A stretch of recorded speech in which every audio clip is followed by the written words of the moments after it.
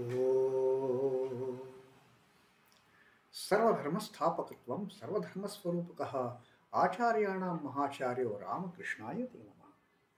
O establisher of all the faiths, embodiment of all the religions, the greatest teacher among all the teachers, O Sri Ramakrishna, my salutations to you. Namaste, Pranam. We see Divine Mother as having a dark complexion because we are far away from her. We don't try to go near the Divine Mother and we say, oh, she's black in color, my Shama is black in color, my Kali is black in color, she is a dark complexion. Sri Ramakrishna says, go near your mother, go and sit on her lap, and then you will realize my mother doesn't have any complexion. It is like the water in the lake. When we are far off from the lake, Sri Ramakrishna says the lake water or any water, whether it is lake or ocean or a river, you see it and you find it is dark in color, it is black in color, it is blue in color. But as we go near and near the lake, that water body, we come near the water body, we take water in our palms, in our hand, and then we look at the color of the water. What we see? Nothing. We just see the base of our palm. Absolutely crystal clear water without any color. But from far away, we look at that water body as having a dark colored water in it. And then Sri Ramakrishna also gave the example of the sky. The moment we see up in the sky, it is all blue sky. How is the sky? It is blue. But does the sky have any color? Does the atmosphere around us, that is also part of the same sky? Akash, the same space is there. But the atmosphere around us doesn't have any color. As we go up and up and up and up in the sky, we don't see any color in the atmosphere, even at the highest altitude that we can go. Maybe 30,000, 40,000, 50,000 feet up in the sky, we don't see any color. As we keep on looking up, we only see the blue color. And then we say, oh, that is the sky blue color. But in reality, the sky doesn't have any color. It is only because of the distance, because we are so far away from the Divine Mother.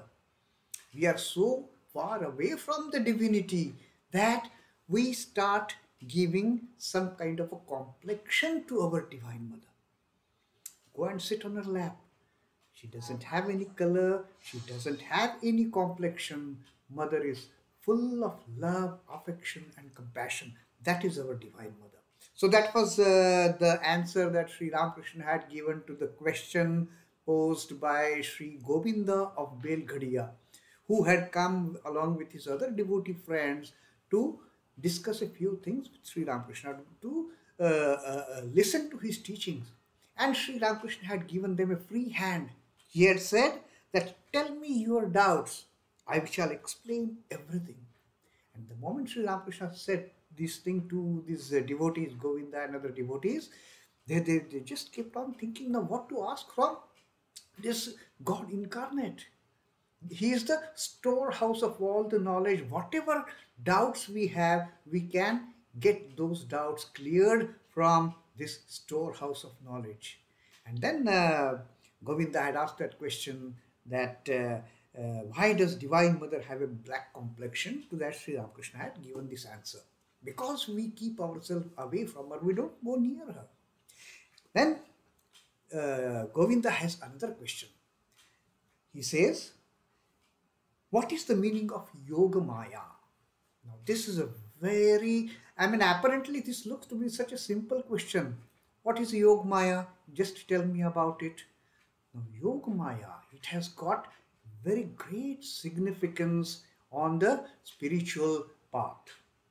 This entire creation we see around us, this entire duality that we see around us, this entire illusion that has been created is nothing but Yogamaya. So Govinda has this question to Sri Ramakrishna, that what is the meaning of Yogamaya? Now Sri Ramakrishna beautifully answers this question, explaining everything about this yoga and the Maya. Sri Ramakrishna says, it signifies the yoga or union of Purusha and Prakriti. Yogamaya, what is yoga? Yoga is comprising of two words, yoga and Maya. Now, what is yoga? That Sri Ramakrishna has explained in the first answer. Yoga is the union of Purusha and Prakriti. Now, Purusha is the male aspect. Purusha is the male aspect of the Satchidananda Brahman. Prakriti is the feminine aspect of the Brahman. Prakriti is nothing but Shakti. Shakti gets projected from Brahman, and then there is a union of Brahma, the Purusha. Brahman is Purusha. Then there is a union of Purusha and Prakriti, and this entire illusion takes birth, this entire creation takes birth out of that union between Purusha and Prakriti. The male aspect of the ultimate reality is Purusha, and the female aspect of the primordial energy is the feminine aspect of the same ultimate reality. It signifies the yoga or union of Purusha and Prakriti. Whatever you perceive in the universe is the outcome of this union. Whatever we perceive in this the universe with our five senses, all that is because of the union of Purusha and Prakriti. Take the image of Shiva and Kali. Now, to make this point understand, Sri Ramakrishna gives a very valid example which is quoted in the scriptures, the images of Shiva and Kali. This image of Shiva and Kali is the symbolic representation of Purusha and Prakriti. Take the image of Shiva and Kali. Kali stands on the bosom of Shiva. Shiva lies under her feet like a corpse. If you have seen Kali temple, always Kali is standing on the chest of Shiva with a trident in her hand and with the tongue out. That is what Kali and Shiva they represent. And Shiva is absolutely inert like a dead corpse. Shiva is not active at all. He is just lying there on the ground. All the action is done by our mother Kali. Shiva lies under her feet like a corpse. Kali looks at Shiva. All this denotes the union of Purusha and Prakriti. You see the image of Shiva and Kali, Shiva lying under the feet of Kali and Kali standing on the chest of Shiva. This denotes the play of Purusha and Prakriti, Sri Ramakrishna says. All this denotes the union of Purusha and Prakriti. Purusha is inactive. Purusha has no activity to be done. Therefore, Shiva lies on the ground like a corpse. He is not at all doing anything. Shiva is just lying there idle, doing nothing for that matter. Prakriti performs all her activities in conjunction with the Purusha, standing on the chest of Shiva with one foot on the chest of Shiva. Kali, she is engaged in all this creation, all this activity, all this play getting done through her. Shiva is not doing anything. Prakriti performs all her activities in conjunction with Purusha. Thus, she creates, she preserves, she destroys. She is behind all this game. It is her game, it is her play to create, to preserve, and finally to destroy. That is the play of Prakriti. That is the role of Prakriti in this Yogamaya. That is also the meaning of the conjoined images of Radha and Krishna. Whichever male and female deities Sri Ramakrishna says you come across, whether it is Shiva or Kali or Radha or Krishna, they are the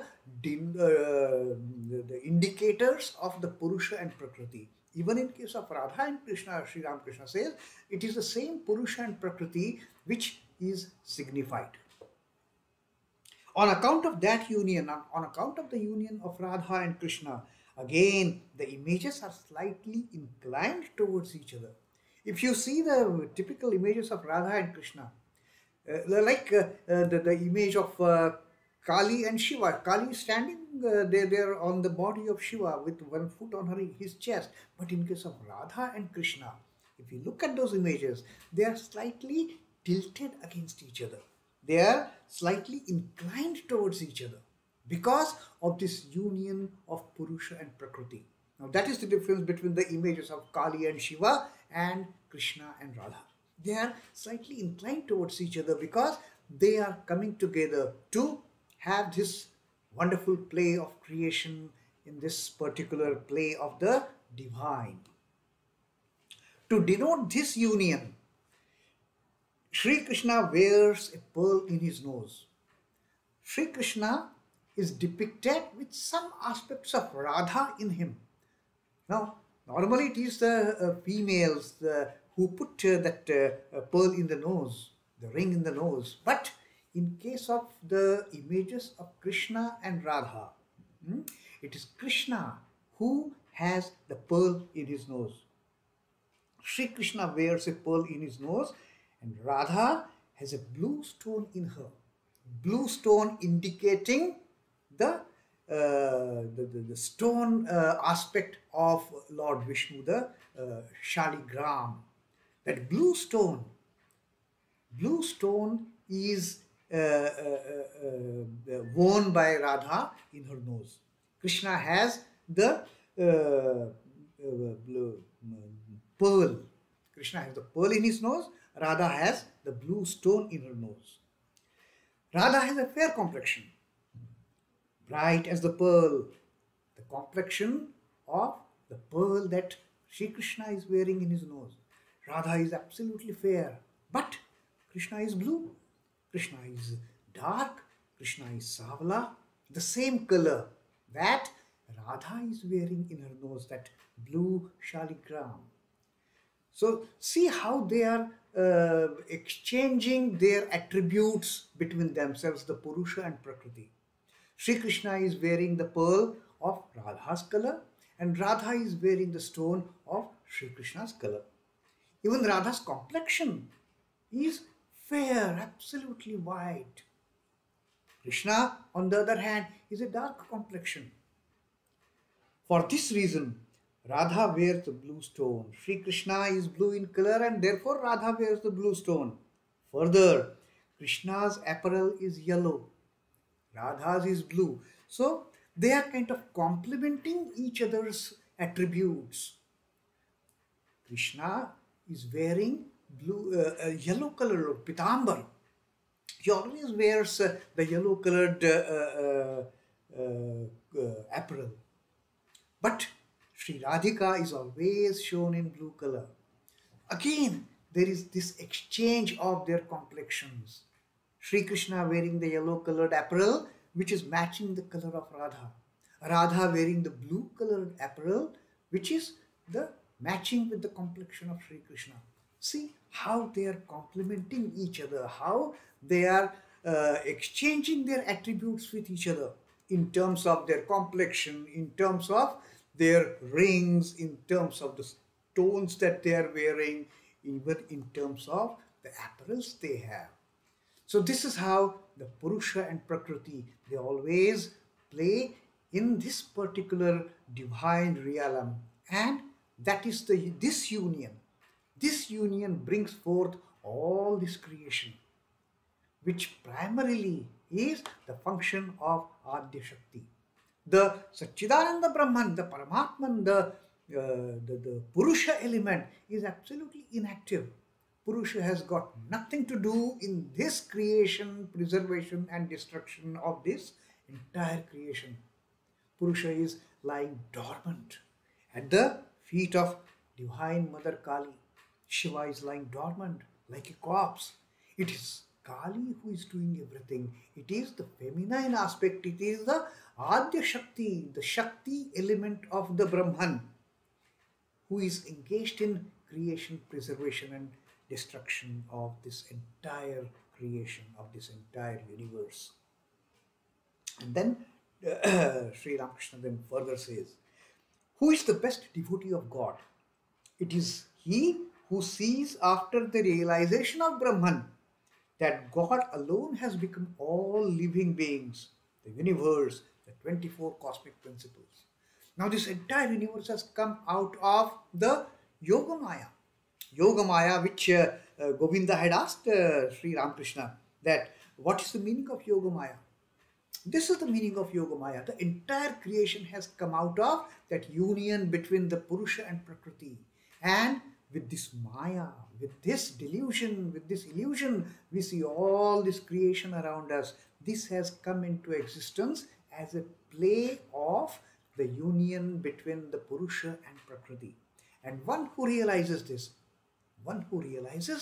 is the true devotee. That is what Sri Ramakrishna now tells. Who is the best devotee of God? It is he who sees after realization of Brahman that God alone has become all living beings. This entire creation, whatever we see, is nothing but representation of the God, manifestation of the God. This entire creation is pervaded with that divine ultimate truth. One must discriminate at first, saying not this, not this. This is the path of the Vedantists. They say neti, neti. Is this world real? No. Am I real? No. Is this creation real? No. Not this, not this, not this. This is not the ultimate reality. That is the starting phase of the Vedantists. Saying not this, not this, not this, they come to the ultimate conclusion of Brahma Satya Jagat Mithya. They start negating all these things around us, and then they realize the illusory nature of all the particles in this universe. One must discriminate at first, saying not this, not this, and then reach the roof. We have to reach the roof of the house. We start walking across the stairs. We take a step on the first step. Is this the roof? No, no, no, this is not the roof. Is this the roof? No, this is also not the roof. Go to the third step. Is this the roof? No, this is also not the roof. This body is not the Atman. This body is not the Brahman. This mind force is not the Brahman. This life force is not the Brahman. We start negating all the sheets that we have. All the sheets that we are carrying with our individuality, we start negating everything, and then we reach the roof. We start negating all the steps. That is not the roof, that is not the roof, that is not the roof. Then, having landed on the roof, then we say, this is the roof. And then, what is the realization after we reach the roof? After that, one realizes that the steps are made of the same materials as the roof, namely brick, lime and brick dust. When we reach the roof, initially we are negating. Every step we are negating. This is not roof, this is just a step. Finally, when we reach the roof and we see that vastness, we see, now I have come to the roof. Then we get this realization, oh my God, what is this roof made up of? It is also made up of the same stuff which have made all these steps that I have climbed, negating them to be roof. I have come on the roof, and now I have had the ultimate realization that the roof and the steps, they are comprised of, they are made up of the same materials, the same brick, the same limestone and the same brick dust. These same materials are there in the steps as well as in the roof. The same God is there in all the beings. In each and every atom of this creation, it is the same God who is pervading and who is sitting as the Satchidananda Brahman. That is the ultimate realization of the best devotees, Sri Ramakrishna says. The devotee realizes that it is Brahman alone that has become all these, the living beings, the universe, the 24 cosmic principles, the Pancha Mahabhutas, everything is nothing but that Satchidananda Brahman. So that is how Sri Ramakrishna has beautifully answered the doubt of Sri Govinda, that what is the meaning of Yogamaya? It is the Yogamaya who has created, but a devotee, after getting the realization, now he realizes that this Purusha Prakriti, whatever has come out of the union of Purusha and Prakriti. It is nothing but that same Purusha, that same Satchidananda Brahman, that same indivisible, infinite, eternal Brahman, which is there ever existing. Om Namah Shri Bhagavate Ramakrishnaaya. Sri Ramakrishna Arpanamastu. Jai Thakur, Jai Ma, Jai Swamiji.